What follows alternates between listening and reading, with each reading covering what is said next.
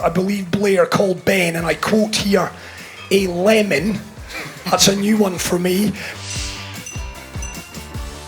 The great thing about Cadiz was you saw just how much it means to us as sailors, and yeah, for sure it gave everyone a bit of a laugh, and some of our peers in the other teams and their media teams a good opportunity to have a crack at us. But you know, I think it's great actually. I think it shows how much emotionally we're invested in it. I think all of these teams at some point or another, either already or in the future of this league, are going to come to blows and have a bit of a set to, and that's just sport. That's inevitable. Emotions flared up there a little bit. That was us having a good battle with the Americans for the last spot in the final, and it obviously a bit of a mistake on our behalf. Why would we go out of our way to take a different course that's going to slow us down just to help somebody else? We're not going to do that. And just as Pete or any of these other teams would do the same thing. It's been about 20 years since I've put on the beautiful green and gold.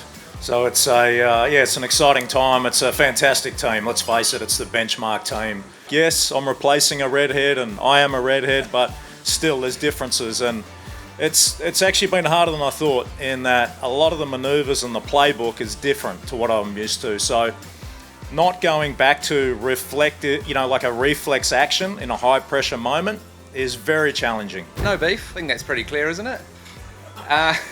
Yeah, the last one was a case in point where the Spanish are just put in the boat where it shouldn't go, and it's creating situations which are dangerous and compromising these boats. So yeah, it's a shame to be tangled up with them, but definitely don't want to be doing that much more. For me, I think those crashes could be avoided, and that's what we think we need to do for the future. It's an incredible, opportunity for myself and the team, and the new investors, and it's a little bit overwhelming, but it's going to be a fun journey, and we got a great group here with us, and yeah, looking forward to our first event together as a group.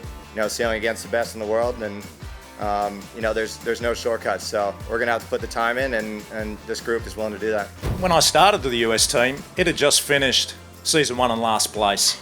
It had no sponsors. So to be able to take it to the grand final, multiple wins, add a bunch of incredible sponsors, and then, to see someone like Ryan and the group of investors that have come in, it's incredible. I'd love to go out and absolutely smoke those guys. But at the same time, one thing we have all learnt in SailGP, that if you focus on just one team, you could easily find yourselves back in last and second last. You just can't get caught up worrying about one team. Yeah, it's a real shame not to be having an event in Auckland. SailGP as a league decided it wasn't viable to host there with the amount of space we had on shore, and hopefully have some exciting news in the weeks to come. When we were in Toronto, you had a crack at the Italian men. Didn't go so well. So with this new team, are you going to need a translator, or how do you think? You're going to be okay?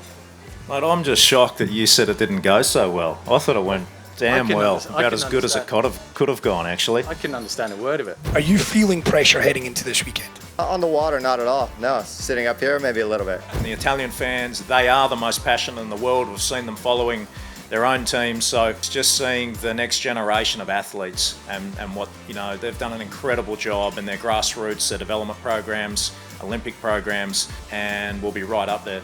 The great thing in Italy is people really know about sailing. They're very passionate. There's a real attachment to the ocean and culturally. So, yeah, it's fantastic. I'm confident we're going to have a fantastic team that'll be competitive. Tom's going to be naming his expected son Jimmy. Can you confirm or deny that? That's 100% confirmed. Good.